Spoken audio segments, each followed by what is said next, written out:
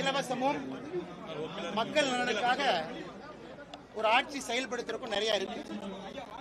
இன்னைக்கு 2026 தமிழகத்திற்கான என்னுடைய கனவை நான் சொல்லிட்டேன். எப்படி இருக்கும்னு என் கனவை சொல்லிட்டேன். நீங்க குதர்க்கமா கேட்கலாம், ஆர்குமெண்டா கேட்கலாம், மகாராஷ்டிரா எப்படி இருக்கு, டெல்லி. என்னுடைய கனவை உங்க முன்னாடி வச்சுட்டேன்.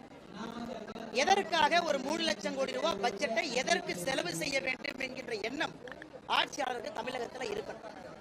நான் உத்தரப்பிரதேஷ், பெங்கால், அசாம் அதற்கெல்லாம் நான் பொறுப்பேற்க விரும்பலைங்க. தமிழகம் 10 லட்சம் கோடி ரூபாய் கடன்ல இருக்கு. இதை கட்டுறதுக்கு இன்னும் பல வருஷம் ஆகும். அடிப்படைக்கு நாம் செலவு செய்ய வேண்டிய பணத்தை செலவு செய்யாம இருக்கிறோம். காரணம் அள்ளி தெளித்துக் கொண்டிருக்கிறோம். அடுத்த ஒரு வருட காலம் மக்கள்கிட்ட ஒரு ஆல்டர்னேட் பொலிட்டிக்கல் விஷன், திமுக ஒன்று செய்யறாங்க அதனால ஓட்டு வருதுன்னு அவங்க நம்புறாங்க, அதை காப்பி அடித்து அரசியல் செய்ய வேண்டும் என்கின்ற எண்ணம் எனக்கு இல்லைங்க. தமிழகத்திற்கு இன்னைக்கு மாற்றம் வேண்டும். நான் நேற்று பேசின மாதிரி பல இடத்துல இதை பத்தி நான் பேச ஆரம்பிச்சேன். ஏன்னா நான் இங்கே வந்திருப்பது அரசியலை தூய்மை செய்ய வேண்டும். எல்லாம் செய்யறத நானும் செஞ்சேன்னா நான் இதுக்கு அரசியலுக்காக வரணும். அதனால் என்னை பொறுத்தவரை 3 லட்சம் கோடி பட்ஜெட் நீங்க போடுறீங்கன்னா 60,000-70,000 கோடி எதற்கு செலவு செய்யறீங்கிறத என்னுடைய கேள்வி. அதனால் மகாராஷ்டிராவாக இருக்கட்டும், எந்த மாநிலமாக இருக்கட்டும், உங்க முன்னாடி நான் வச்சிருக்கேன். அதை நிறைய ஆட்சி அதை டிஃபெண்ட் பண்ணி சொல்றாங்க. இது மக்கள் நலனுக்காக கொண்டு வர்றோம். மக்கள் நலனுக்காக டார்கெட்டடா இருந்தா சந்தோஷம். இந்த ரேஷன் கார்டுல இவர்களுக்கு இது கொடுக்கணும், ரொம்ப சந்தோஷம், கண்டிப்பா செய்யணும். அதே நேரத்தில் வாக்கரசியலுக்காக நாம செய்யணும் அப்படின்னா தமிழகம் அந்த பாதையிலே செல்லக்கூடாது என்பது என்னுடைய நிலைப்பாடு. முதல் கட்டமாக 33 மாவட்டங்கள்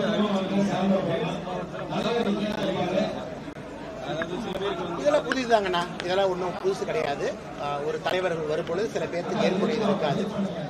இந்த அமைப்பு தேர்தல் பொழுது நிறைய பேர் வெளியே போவாங்க, நிறைய பேர் உள்ள வருவாங்க. அதெல்லாம் சாதாரணமான ஒரு நிகழ்வு தான்.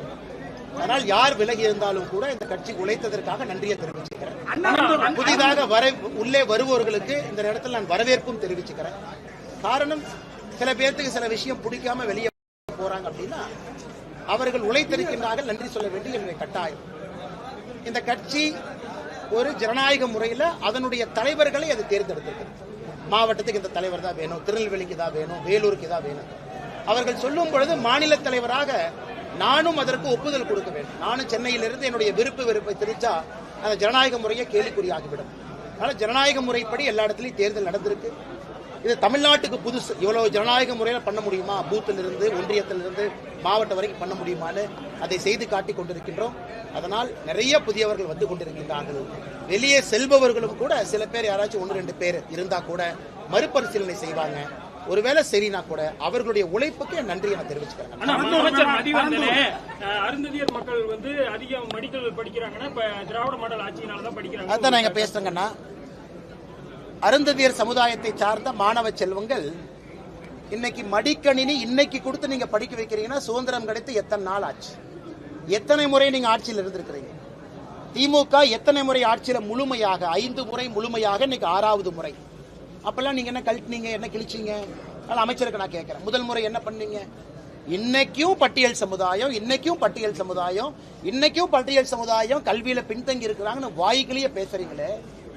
இத்தனை 75 ஆண்டு காலமாக அரசியல் இருக்கக்கூடிய கட்சி 1949 இருந்து பட்டியல் சமுதாயத்தை உயர்த்துவதற்கு, மாணவ செல்வங்களை உயர்த்துவதற்கு என்ன பண்ணீங்க? இன்னைக்கு மடிக்கணினி கொடுக்குறேன்னு பெருமையா பேசுறீங்கல்ல. 5 முறை நீங்க ஆட்சி உருப்படியா இருந்தா இன்னைக்கு எல்லாருமே தொழில் முனைவோர்களாக, பொருளாதாரத்தில் முன்னேறுவர்களாக மாறி இருப்பார்களே. இதே அமைச்சர் இதை பேச மாட்டார். இன்னும் 50 வருஷம் இதே தான் பேசுவாங்களா? தமிழ்நாட்டிலே சில சமுதாயம் பின்தங்கி இருக்கிறாங்க, அவங்கள முன்னேற்ற போறேன். எத்தனை வருஷம் நான் பேசுவேன்? எனக்கு அதெல்லாம் தாண்டி அடுத்த விஷயத்தை பேச வேண்டிய காலகட்டத்திலே தமிழக அரசியல் இருக்கு.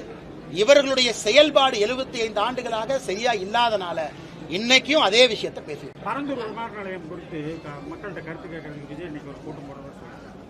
தெரியலீங்க, நாளைக்கு கூட்டம் போட்டோம், மக்கள் கருத்தெல்லாம் சொல்லட்டும், அதன் பிறகு நான் கருத்து சொல்றேன். அண்ணா பல்கலைக்கழக மாணவி பாலியல் புகாரை எடுத்து அடுத்த கட்டமா பாஜக என்ன நடவடிக்கை எடுக்க போகுது? ஏன்னா திமுக வாயை திறக்காத பட்சத்துல நீங்க எடுத்த போராட்டத்தின் விளைவா அடுத்த கட்டமா என்ன நடவடிக்கை எடுக்க போறீங்க? அண்ணே பொறுத்திருந்து பாருங்க அண்ணே, தொடர்ந்து எடுத்துக்கிட்டு இருக்கோம். ஆர்ப்பாட்டங்கள் நடந்திருக்கு. National Commission for Women, supreme கோர்ட்ல பாரதிய ஜனதா கட்சி கேவியட் போட்டு பதிவு செஞ்சிருக்கிறோம். எல்லா இடத்திலும் எங்களை பொறுத்தவரை ஜனநாயக முறைப்படி எங்கெல்லாம் திமுகவுக்கு அழுத்தம் கொடுக்க முடியுமோ மாநில அரசுக்கு, அந்த சகோதரிக்கு நீதி கேட்டு எல்லா இடத்துலையும் அழுத்தம் கொடுத்து கொண்டிருக்கின்றோம். இன்னைக்கு ஹைகோர்ட் ஒரு எஸ்ஐடி போட்டிருக்காங்க. எஸ்ஐடியினுடைய முதற்கட்ட விசாரணை அறிக்கைக்கு நாங்களும் காத்திருக்கோம் உங்களை போல. ஆனால் எங்கேயும் இவர்கள் தப்பிச்செல்லாம் போயிட முடியாதுங்கன்னா, சாதாரண பொதுமக்கள் இன்னைக்கு ரோட்டில் அரசியலுக்கு சம்பந்தம் இல்லாதவங்க அண்ணா பல்கலைக்கழகத்தில் கேள்வி கேட்க ஆரம்பிச்சிருக்கிறாங்க. அதுவே திராவிட முன்னேற்ற கழக அரசுக்கு ஒரு அழுத்தம். இத்தனை காலமாக பயப்படாதவர்கள் இன்னைக்கு பயப்பட ஆரம்பிச்சிருக்கிறாங்க. அதனால் எங்களை பொறுத்தவரை எடுத்த பிரச்சனை நாங்கள் கைவிடப் போவதில்லை, தொடர்ந்து அதில் இருக்கும். இடைத்தேர்தல பாஜக புறக்கணித்த காரணத்தினால் திமுக வெற்றி வாய்ப்பு அதிகமாக இருக்கு. ஏன் நீங்க புறக்கணிச்சீங்க? ஏன்னா மக்கள் நிறைய பேசிட்டாங்க. அதை பத்தி டெல்லி மதுரையில பேசினாங்கன்னா, கோயம்புத்தூர்ல பேசினேன். அதனால இது வந்து இடைத்தேர்தலுக்கான இடைத்தேர்தல் இங்க நடக்குது. 8 மாசம் நான் எப்படி இந்த இடைத்தேர்தலை நடத்தக்கூடாது. இன்னைக்கும் அதே போல கடந்த முறை பட்டியல் அடைச்சது அதெல்லாம் நீங்க பார்க்கத்தான் போறீங்க. மக்களுக்கு ஜனநாயகத்தின் மீது வெறுப்பு வருவதற்கு இந்த இடைத்தேர்தல் அமைந்து விடக்கூடாது என்பது எங்களுடைய நோக்கம். அதற்காக புறக்கணித்திருக்கின்றோம். வெளியே நின்று ஜனநாயகம் செத்துவிடக்கூடாது, உயிரோட்டமாக இருக்க வேண்டும் என்கின்ற எண்ணத்திலே புறக்கணித்திருக்கின்றோம். ஆனா சொல்லுங்க, சீமான் வந்து பிரச்சாரத்துக்கு வரக்கூடாதுன்னு சொல்றீங்க சார். திராவிட கழகம் பல்வேறு அமைப்புகள் வந்து புகார் கொடுத்துருக்காங்க. சீமான் வரக்கூடாது, கிழக்கு பிரச்சாரம் பண்ணக்கூடாது. இன்னைக்கு இவங்க எல்லாம் 1960, 50 கற்காலத்தில் இருக்காங்க.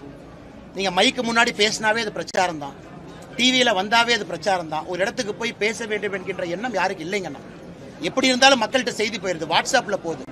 அதனால இன்னைக்கு நீங்க சொல்லக்கூடிய அந்த அமைப்பை சார்ந்தவர்கள் வாட்ஸ்அப்பை முடக்குவாங்களா, பத்திரிகை நண்பர்களை முடக்குவாங்களா, மைக்கை முடக்குவாங்களா, கேமராவை முடக்குவாங்களா? அதனால தமிழகத்தில் எல்லா இடத்திலும் பேசுவதற்கு எல்லோருக்கும் அனுமதி இருக்கு, அருகதை இருக்கு. இன்னைக்கு ஒரு ஸ்டாண்டை வச்சிருக்கோம்னா அந்த ஸ்டாண்டை விஞ்ஞான முறையில, ஆக்கப்பூர்வமான முறையில டிஃபெண்ட் பண்ணணும். டிஃபெண்ட் பண்ண தெரியாதவங்க நான் கல்லெடுத்து அடிப்பேன், வீட்டுக்கு முன்னாடி முற்றுகை போராட்டம் பண்ணுவேன், நான் அதை பண்ணுவேன், இதை பண்ணுவேன்னு சுத்திக்கிட்டு இருக்காங்க. நன்றிங்கண்ணா.